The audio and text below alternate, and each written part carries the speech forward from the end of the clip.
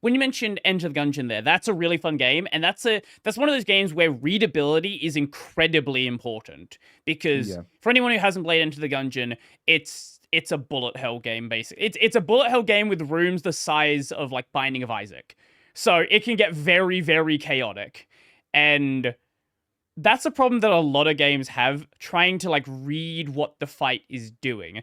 Especially this becomes a problem in a lot of realistic games where they have a lot of particle effects, a lot of attacks, and so much going on where it becomes very easy to lose track of the player, lose track of the enemy, and then obviously if you get hit from that, that's when, again, like I was saying before, it starts to feel kind of unfair.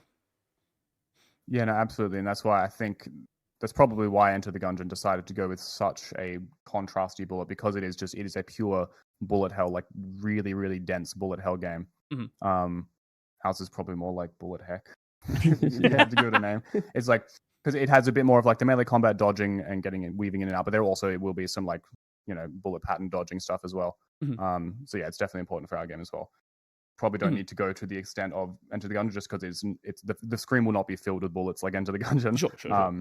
But yeah, it's absolutely still something to keep in mind. Yeah. We will definitely be iterating on like our language of that specifically, of like of projectiles and such.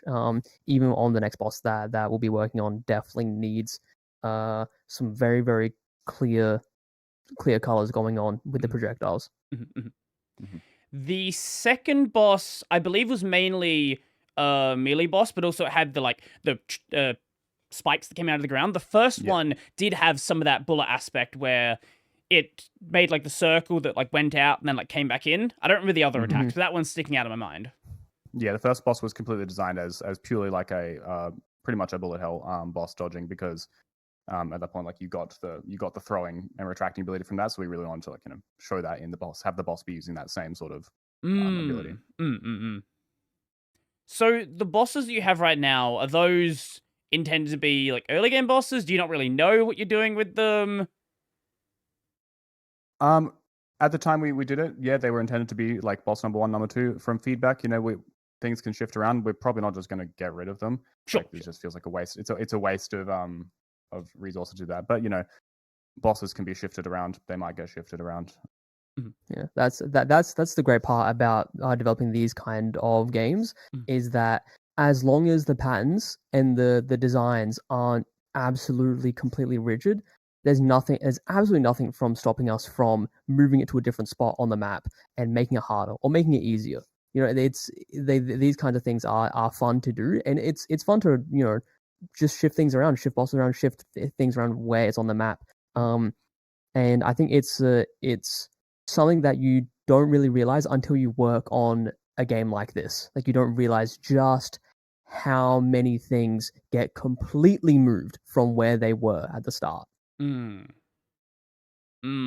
Okay, that's fair. Well, what was a lot of the feedback you got on the game? What did people kind of feel like was good? What did they think needed a bit of work?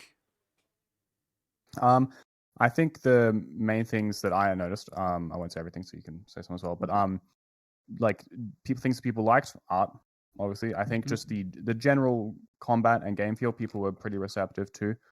I think the things that were the most needed some work was just the lots of little polished things, like navigating around the world, dashing across gaps. It was easy to just getting the spacing of like dashing across gaps right. It was pretty easy if you're a bit off angle to just fall into the void and die, or some tutorialization things not being quite clear enough. I think it was a lot of just the little like bumps in the road as you're walking along. Yeah. I mean, I think that really just summarizes it.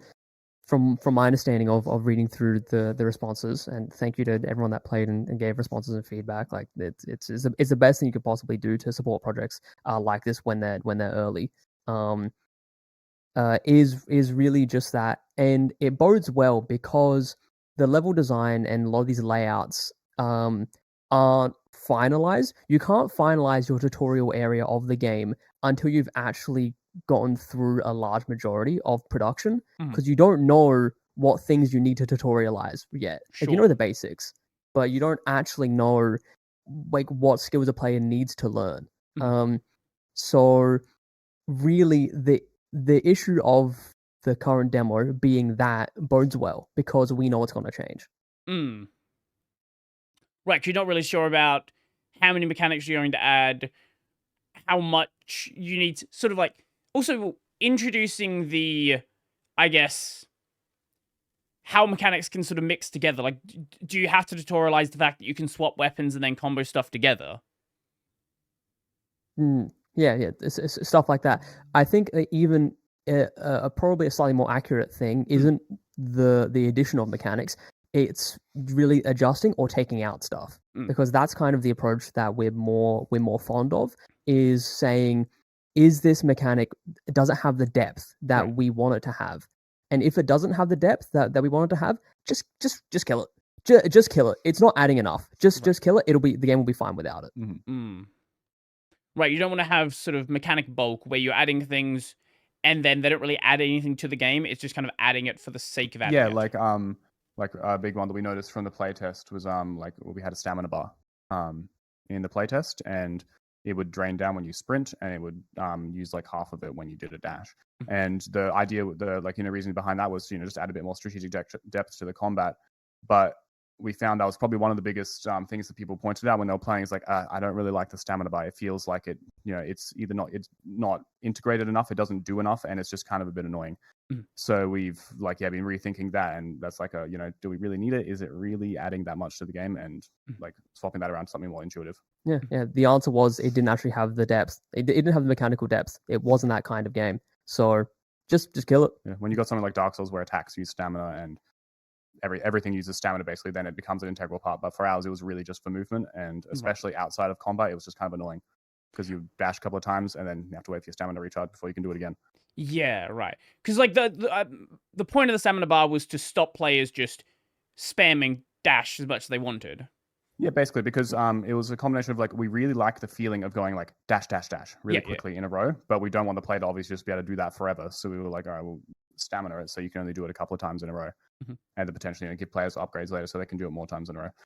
But yeah, we found it just in the end it just didn't provide enough extra depth to the gameplay to warrant having an extra bit of mental load for the player to keep track of. Right. And when you tie it into the tutorialization of these mechanics, where we're going for the approach of trying to have encounters or rooms within your tutorial, say within your first area, that make these mechanics necessary or make them really, really important to use.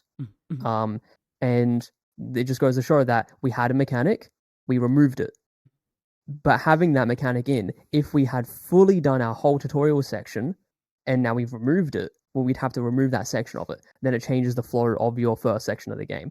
It's stuff like that.